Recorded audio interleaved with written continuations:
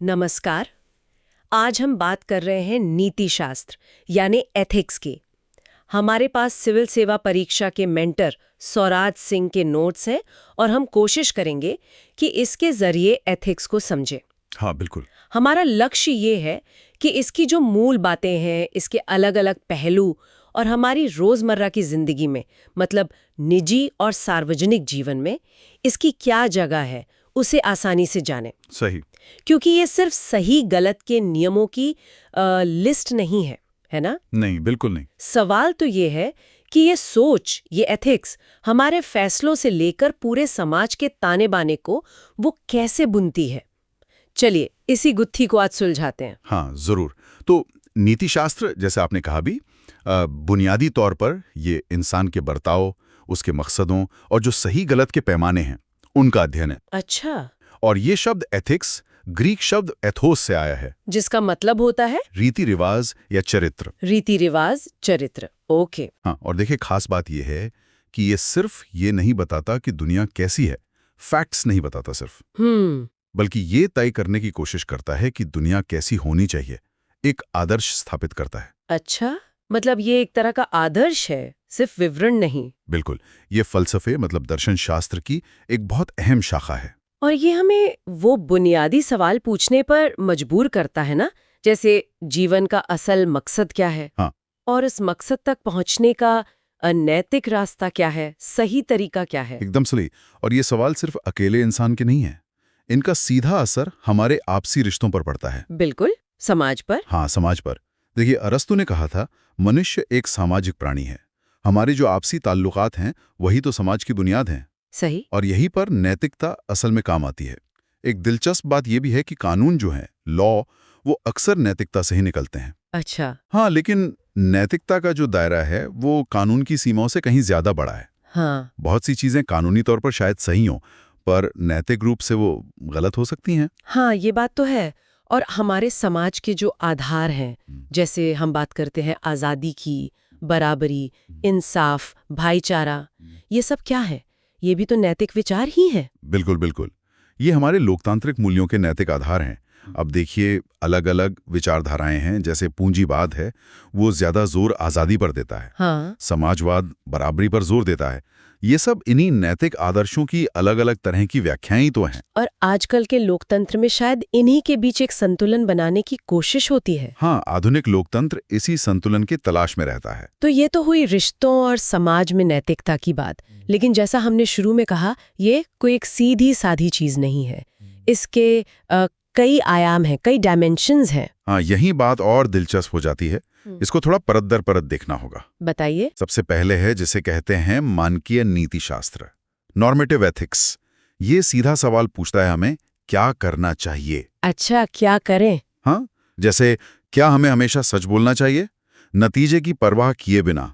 ये वो सिद्धांत हैं जो हमारे कामों को गाइड करते हैं।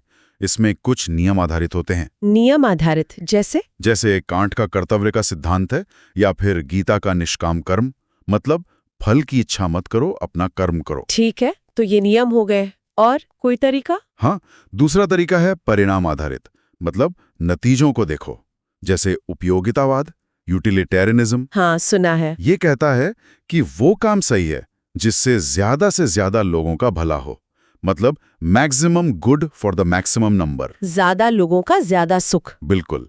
और फिर एक और नजरिया है सद्गुणाधारित, वर्च्यू एथिक्स।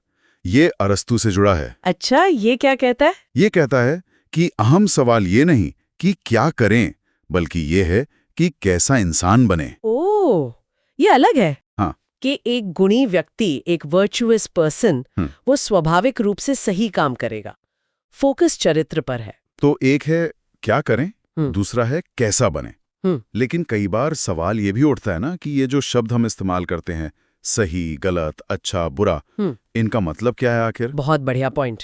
यहीं पर आती है दूसरी शाखा, विश्लेषणात्मक नीति शास्त्र, मेटा एथिक्स। Meta ethics. हाँ। ये नैतिकता की भाषा को ही खंगालती है। ये पूछती है कि जब हम कहते हैं ये अच्छा है या ये बुरा है, तो इन शब्दों का असल मतलब क्या है? क्या ये सिर्फ हमारी भावनाएं हैं या कोई ऑब्जेक्टिव ट्रूथ है? मतलब शब्दों के अर्थ की गहराई में जाना। बिल्कुल, भाषा का विश्लेषण। ठीक है, तो मानवीय हो गया, विश्लेषणात्मक हो गया, और इन सब सिद्धांतों का असल जिंदगी में क्या काम? यहीं तीसरा आयाम आता है, अनुप्रयोगात्मक नीतिशास्त्र। एप्लाइड। हाँ, मतलब लागू करना। हाँ, ये इन नैतिक सिद्धांतों को असल दुनिया की जो उलझनें, जो डिलेमाज हैं, उन पर लागू करती है। जैसे मान लीजिए मेडिकल फील्ड में मरीजों के क्या अधिकार हैं, पर्यावरण बचाने की हमारी क्या जिम्मेदारी है, बिजनेस में ईमानदारी कितनी जरूरी है। ये सब अप्लाइड एथिक्स के सवाल हैं। समझ गए। तो ये सिद्धांत सिर्फ किताबों में नहीं है, असल जिंदगी की समस्याओं को सुलझाने में मदद करते हैं। बिल्कुल। अब एक और बड़ा और शायद थोड़ा पेचीदा सवाल, निजी और सार्वजनिक जीवन की नैतिकता। क्या दोनों अलग अलग हैं? क्या उनके नियम अलग होने चाहिए? आजकल तो वैसे भी ये लाइनें धुंधली सी हो रही हैं सोशल मीडिया वगैरह से। हाँ, ये वाकई एक बहुत जटिल मसला है। कुछ विचारक जैसे मार्क्स, वो मानते थे कि इंसान का जो असली सार है वो उसके सामाजिक रिश्तों में ही है, तो निजी और सार्वजनिक को पूरी तरह अलग करना वो मुमकिन नहीं मानते थे। अच्छा। एक और नजरिया है जिसे सातत्य दृष्टिकोण या कंटिन्यूम अप्रोच कहते हैं। सातत्य मतलब कंटिन्यूअस। हाँ, मतलब जीवन न पूरी तरह निजी है, न पूरी तरह सार्वजनिक। ये एक स्पेक्ट्रम जैसा है जिसमें दोनों पहलू मिले जुले हैं। ये दिलचस्प है। और देखिए, नारीवादी नजरिए ने भी इस बहस को एक अहम मोड़ दिया है। वो कैसे? उनका तर्क है कि कई बार निजी मामला कहकर खासकर महिलाओं से जुड़े मुद्दे जैसे घरेलू हिंसा, उनको दबा दिया जाता है। वो कहते हैं कि जो घर के अंदर होता है उसका असर समाज पर भी पड़ता है। Personal is political. हाँ, ये सुना है। निजी भी राजनैतिक है। बिल्कुल। और इसी मुद्दे पर गांधी और नेहरू के विचारों में भी हमें फर्क दिखता है। अच्छा, क्या फर्क था? गांधी जी मानते थे कि निजी और सार्वजनिक जीवन में कोई दीवार नहीं होनी चाहिए, पारदर्शिता बहुत जरूरी है।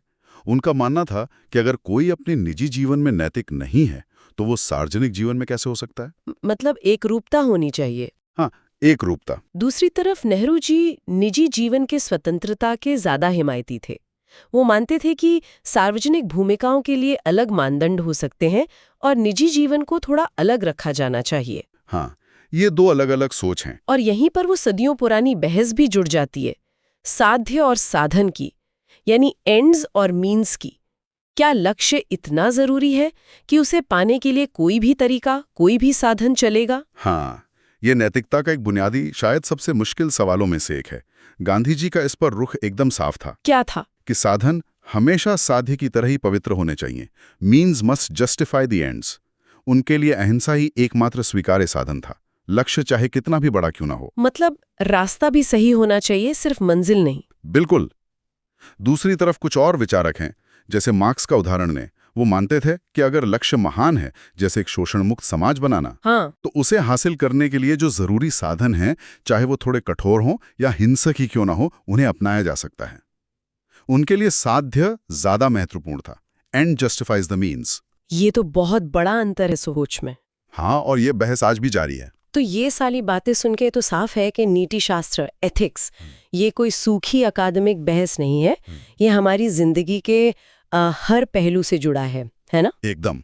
ये हमें व्यक्तिगत दुविधाओं में रास्ता दिखाता है, हमारे रिश्तों को समझने में मदद करता है और समाज को बेहतर बनाने के लिए एक ढांचा देता है। बिल्कुल। और जाते जाते शायद एक सवाल हम अपने श्रोताओं के सोचने के लिए छोड़ सकते हैं। हाँ, जरूर। आज का जो दौर है टेक्नोलॉजी का, सोशल मीडिया का, जहां निजी और सार्वजनिक जीवन की सीमाएं पहले से कहीं ज्यादा धुंधली हो गई हैं। हाँ, बहुत ज्यादा। ऐसे में हमारी नैतिक जिम्मेदारियों की समझ को कैसे विकसित होना चाहिए? क्या वो जो सातत्य दृष्टिकोण की हमने बात की, वो आज की इस उलझी हुई हकीकत को, इस नई रियलिटी को पूरी तरह से समेट पाता है? इस पर सोचना जरूरी है। ये वाकई सोचने वाली बात है।